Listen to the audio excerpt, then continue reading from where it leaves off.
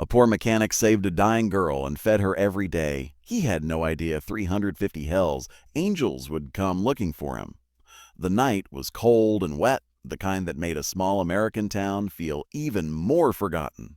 Inside a nearly closed auto repair shop, Ethan Miller, a poor mechanic in his late 50s, wiped oil from his hands and prepared to lock up. Business had been dying for years, just like his hope. As he stepped outside, he heard something strange, a weak breath. Behind a trash container curled up in the shadows was a young girl. Blood stained her clothes. Her lips were turning blue. She looked like she had run for her life and lost. Ethan froze for a second. He knew the rules of the street. You walk away. You don't get involved. But he couldn't. He lifted her into his arms and carried her into the garage. Using old towels, water from a hose, and a dusty first aid box, he cleaned her wounds. He stayed up all night, afraid she wouldn't make it to morning. She did. The next day, Ethan cooked the simplest meal he could afford, bread and soup.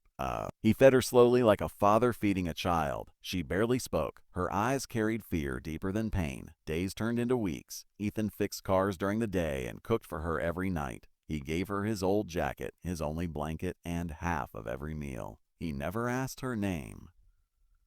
He never asked why she was hurt.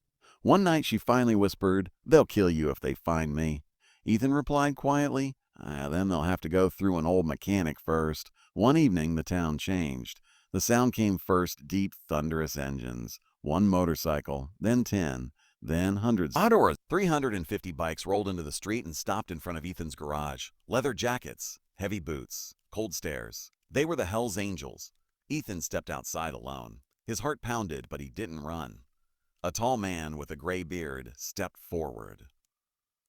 "We're looking for a girl," he said. "She disappeared weeks ago." Ethan nodded. "She was dying," he said. "I fed her. That's all." Silence filled the street. Then the girl stepped out from behind him. Her face changed. "Uncle," she cried. The man's eyes filled with tears. The leader turned back to Ethan. One by one, all 350 bikers shut off their engines. Then, without a word, they removed their helmets. "Respect." "You saved blood," the leader said.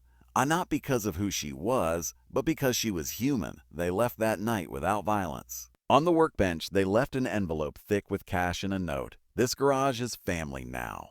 From that day on, Ethan never worried about business again, but what mattered most. Every Sunday, a healthy young woman visited him, not as a rescued girl, but as family. Because kindness, even from the poorest hands, can echo louder than engines.